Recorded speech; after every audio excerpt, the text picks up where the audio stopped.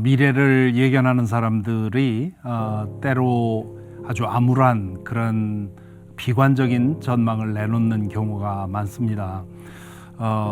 또 다른 팬데믹이 오리라고 하는 이번에는 더 무서운 치사율이 더 높은 그런 팬데믹의 출현을 예고하는 사람도 있고요. 기후 위기로 인해서 인류의 멸종이 멀지 않았다고 말하는 사람들도 있고요. 또 식량 위기를 얘기하는 사람들도 있고요. 이렇게 글로벌한 세계적인 위기도 있지만 또 개인적인 또 국가적인 사회적인 그런 차원에서 실패와 사고와 환란을 겪는 것은 피할 수 없는 일입니다. 우리의 노력에 따라서 얼마간 줄일 수 있지요. 그러나 완전히 없애는 것은 불가능합니다.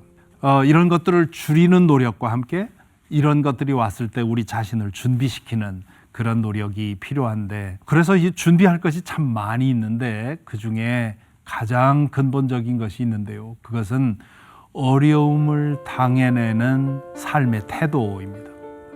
그 지금 일어난 일에 짓눌리지 않고 다시 일어나는 그런 정신적인 힘을 길러야 합니다.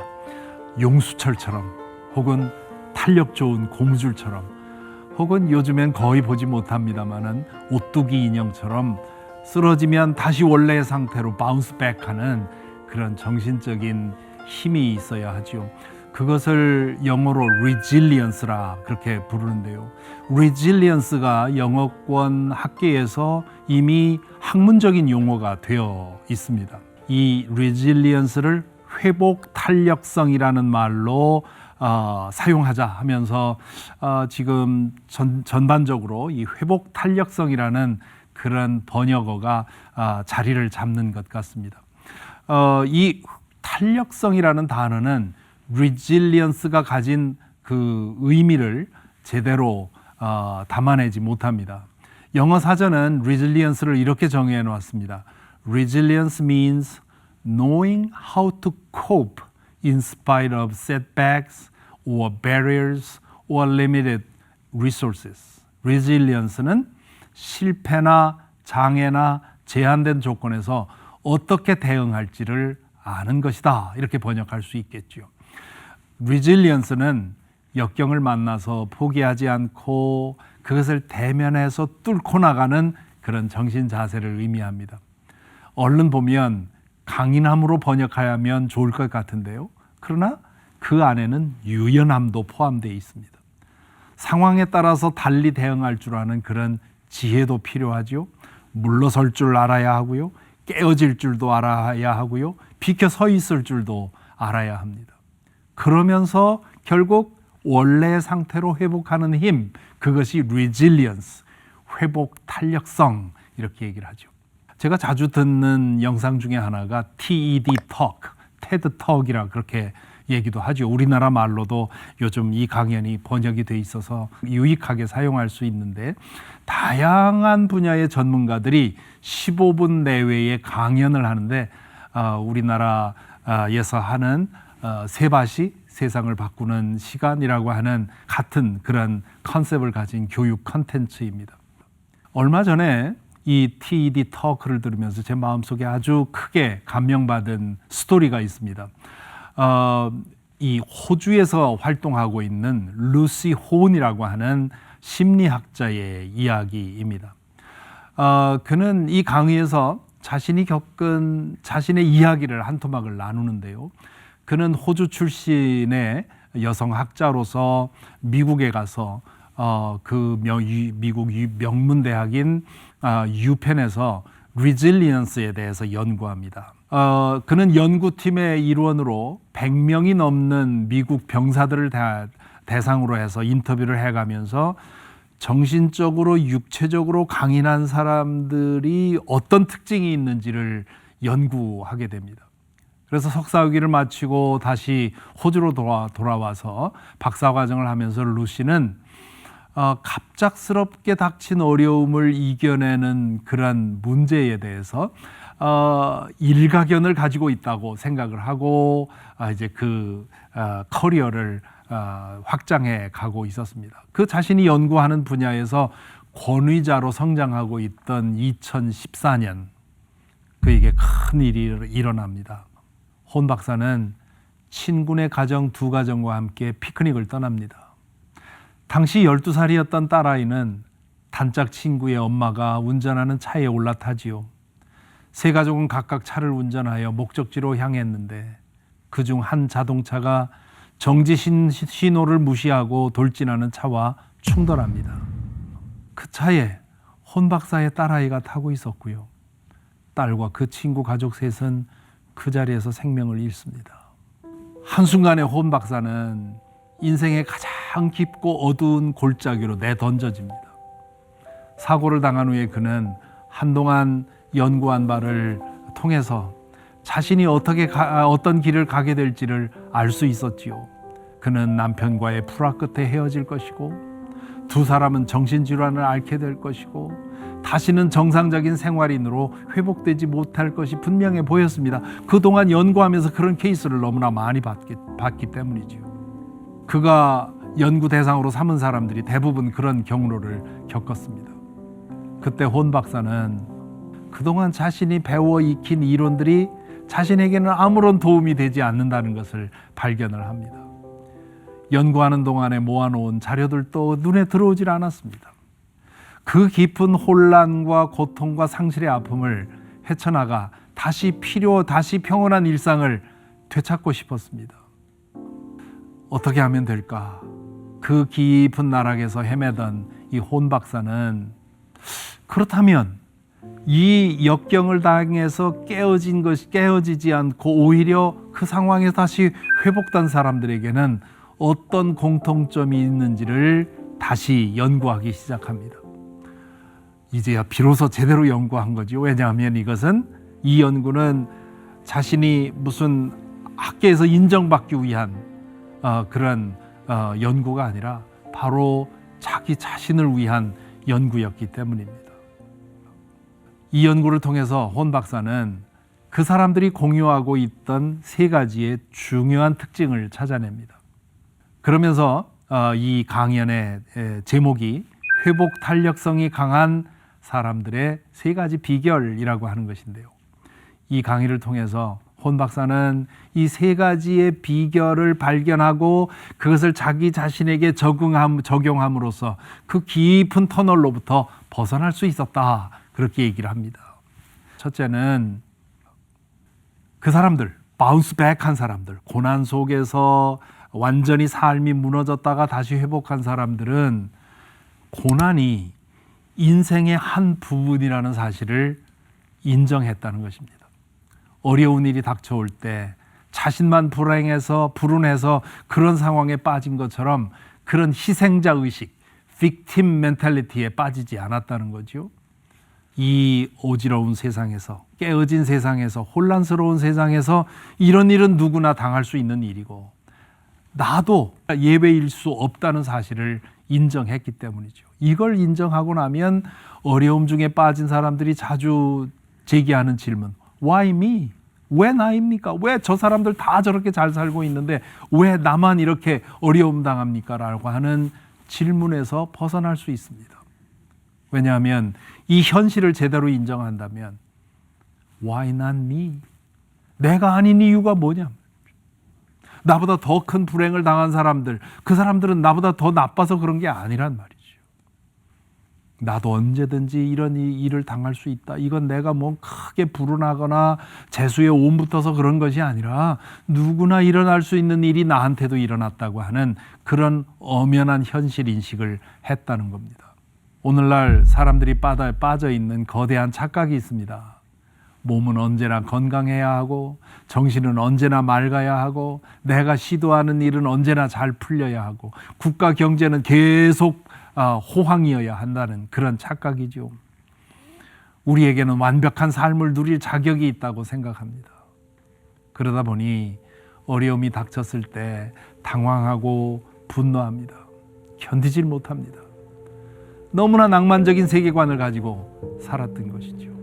둘째로 이 고난 속에 내던져졌다가 회복한 사람들은 자신이 바꿀 수 있는 일과 받아들여야 하는 일들을 분별할 줄 알았던 것을 보게 됩니다. 이상하게도 우리의 마음은 바꿀 수 없는 일들에 집착하여 스스로를 들볶고 시간과 에너지를 허비하는 경향이 있습니다. 우리가 바꿀 수 없는 일들에 대해서는 내려놓을 줄 알아야 합니다.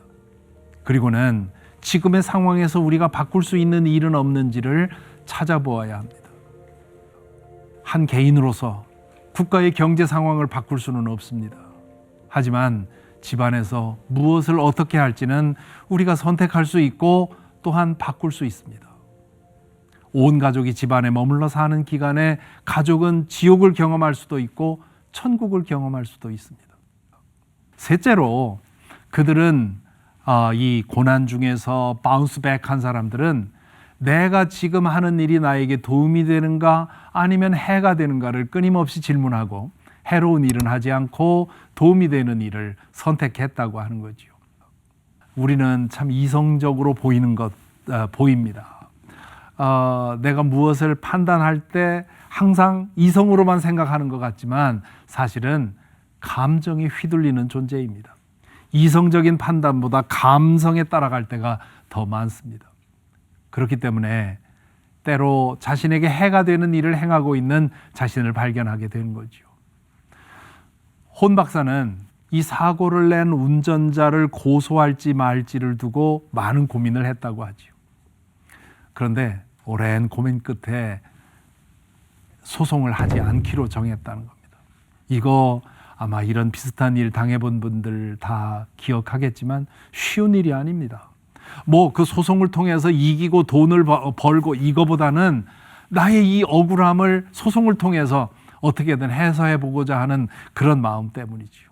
그런데 혼 박사는 냉정하게 이 소송을 통해서 내가 얻을 것이 무엇이고 잃을 것이 무엇인가를 계산해 본 결과 물질적으로는 혹시 얻을 수 있을지 몰라도 그 소송 과정에서 내가 들여야 하는 시간과 에너지를 생각할 때 잃는 것이 너무 많다 해서 포기했다는 거죠.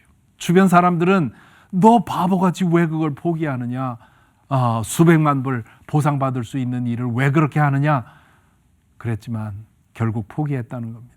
혼 박사는 이것이 자기가 행한 가장 좋은 결정 중에 하나였다고 얘기를 합니다. 자신이 사랑하는 딸을 졸지간에 비극적인 사고로 잃은 후에 그 깊은 늪에서 벗어나 수 있었던 비결이 바로 여기에 있었다고 고백합니다. 그는 강연의 마지막에서 이렇게 말합니다. 이렇게 생각하는 것이 쉽다거나 그것이 모든 고통을 제거해 준다고 말할 뜻은 없습니다. 그렇지만 지난 5년 동안 제가 경험한 것을 통해 무엇인가 배운 것이 있다면 이렇게 생각하는 것이 실제로 도움이 된다는 것입니다. 무엇보다 이렇게 생각하니 상실을 슬퍼하면서도 살아가는 것이 가능했습니다. 이 점에 대해 나는 두고두고 감사할 것입니다. 여기 우리가 주목할 말은 상실을 슬퍼하면서도 살아가는 것이 가능했습니다 라는 얘기입니다. 이러한 리질리언스의 능력을 가졌다고 해서 상실을 당해서 슬퍼하지 않는다는 건 아닙니다. 슬퍼하는 것은 필요한 일입니다. 꼭 거쳐가야 하는 과정입니다. 그러나 그것이 전부가 아닌 것을, 그것에 짓눌리지 않게 되는 것이죠. 저는 이 강연을 듣고 난 후에 곰곰이 생각해 보니까 성경에 등장하는 인물들 중에 이 리질리언스, 회복 탄력성이 어떤 것인가를 보여주는 사람들이 적지 않다는 것을 생각을 했습니다. 창세기에 나오는 주요 인물들, 아브라함, 이삭, 야곱, 그리고 요셉은 모두가 다 리질리언스, 이 회복 탄력성의 어떤 모델이라 할 수 있습니다. 어려운 상황에 닥쳤을 때 자신이 변화시킬 수 없는 일에 대해서는 하나님께 맡기고 자신이 변화시킬 수 있는 일에 집중하는 것, 그것도 역시 성경의 인물들이 터득하고 살았던 삶의 지혜였습니다. 그것은 곧 자신의 한계와 분수를 인정한다는 뜻입니다. 하나님을 제대로 만난 사람들이라면 누구보다 자신의 한계와 분수를 분명히 알게 됩니다. 그렇게 되면 Let God let go 할 수 있는 여유가 생깁니다. 영어의 let God, let go는 무슨 뜻입니까? 하나님께 맡기고 자신의 길을 간다는 뜻입니다. 다윗의 시편 중에 자신의 분수를 알고 그 분수 안에서 겸손하게 살아가는 마음을 표현한 시편이 있지요. 제가 가장 좋아하는 시편 131편인데요. 주님, 이제 내가 교만한 마음을 버렸습니다. 오만한 길에서 돌아섰습니다. 너무 큰 것을 가지려고 나서지 않으며 분에 넘치는 놀라운 일을 이루려고도 하지 않습니다. 오히려 내 마음은 고요하고 평온합니다. 젖된 아이가 어머니 품에 안겨 있듯이 내 영혼도 젖된 아이와 같습니다. 이스라엘아, 이제부터 영원히 오직 주님만을 의지하여라. 하나님 안에서 자신의 분수를 알고 그 분수에 따라 하나님께 맡길 것은 맡기고 내려놓을 것은 내려놓고 자신이 할 일은 신실하게 행하는 그의 삶의 태도가 여기에 배어 있습니다. 20세기 미국을 대표했던 신학자 라이놀드 니버의 평안을 비는 기도 Serenity Prayer를 이 대목에서 소개할 필요가 있을 것 같습니다. 하나님, 제가 변화시킬 수 없는 것들을 받아들일 수 있는 평정심을, 제가 변화시킬 수 있는 것들을 변화시킬 수 있는 용기를, 그리고 그 둘의 차이점을 아는 지혜를 제게 허락하소서. 그래서 성경의 인물들은 중요한 선택 앞에서 기도로서 하나님의 뜻을 여쭈었지요. 가장 좋은 것은 하나님의 뜻에 따르는 것임을 믿었기 때문입니다. 이렇게 보면 루시 호은 박사가 말한 세 가지 비밀들은 모두 하나님께 대한 믿음의 뿌리를 두고 있다는 것을 알 수 있습니다. 우리의 믿음이 단순한 교리를 암송하는 것이 아니라면, 그냥 예배를 왔다 갔다 하는 그런 위로나 받고 죽고 나서 천당 가는 것에 만족하는 것이 아니라면, 거기서 한 걸음 더 나아가 살아계신 하나님을 인격적으로 알아가고 하나님에 대한 지식으로 인해서 세상을 보는 눈이 달라지고 사는 방법이 달라진다면, 그렇다면 상황이 달라질 때마다 살아있는 믿음 안에서 형성된 그 삶의 방식을 따라 대응하게 될 것입니다. 군인에게 있어서 가장 중요한 무기는 무엇입니까? 최첨단의 고성능 무기? 아닙니다. 군인으로서 훈련받으면서 형성된 군인 정신과 자세이지요. 요리사에게 가장 중요한 도구는 좋은 주방기구 혹은 요리 재료가 아닙니다. 요리사로서 갈고 닦은, 그래서 몸에 배인 태도이지요. 마찬가지입니다. 믿는 사람에게 있어서 가장 중요한 무기는 하나님 안에서 형성된 성품입니다. 그래서 저자는 하나님께서 영원한 하나님 나라와 영원한 생명을 약속해 주신 이유는 그 약속 안에서 하나님의 성품에 참여하는 사람이 되게 하시려는 것이라고 말하지요. 그러므로 여러분은 열성을 다하여 여러분의 믿음의 덕에 지식을 더하고, 지식의 절제를 더하고, 절제의 인내를 더하고, 인내의 경건을 더하고, 경건의 신도 간의 우애를 더하고, 신도 간의 우애에 사랑을 더하도록 하십시오. 믿음 안에 머물러 살아가면 이런 성품이 갖추어지고 넉넉해지는 변화가 일어납니다. 그것이 믿음이 성장하는 것입니다. 이렇게 본다면 베드로 사도는 여기서 resilience에 대해 말하고 있다고 할 수 있습니다. resilience, 회복 탄력성은 언제나 강해지려는 태도가 아닙니다. 약해져야 할 때 약해지고요, 물러서야 할 때 물러서고요, 깨어져야 할 때 깨어져 무너지는 것입니다. 따라서 resilience는 어느 하나의 성품이 아니라 여러 가지 성품이 갖추어지고 넉넉해질 때 생겨날 수 있습니다. 그 성품이 우리 안에 형성되면 평안하면 평안한 대로, 어려우면 어려운 대로 흔들리지 않을 것입니다. 그래서 저자는 계속해서 말합니다. 그러므로 형제자매 여러분, 더욱더 힘써서 여러분이 부르심을 받은 것과 택하심을 받은 것을 굳게 하십시오. 그러면 여러분은 넘어지지 않을 것입니다. 또한 여러분은 우리의 주님이시며 구주이신 예수 그리스도의 영원한 나라에 들어갈 자격을 충분히 갖출 것입니다. 여러 가지 시험과 환난에 대해서 우리가 우리 자신을 준비시키는 최선의 길은 믿음에 있다는 뜻입니다. 믿음의 실력은 고난을 당할 때 드러나는 법입니다. 얼마나 강하게 버티느냐가 아니라 상실과 아픔을 얼마나 잘 받아들이고 거기로부터 다시 회복하는가에 있습니다.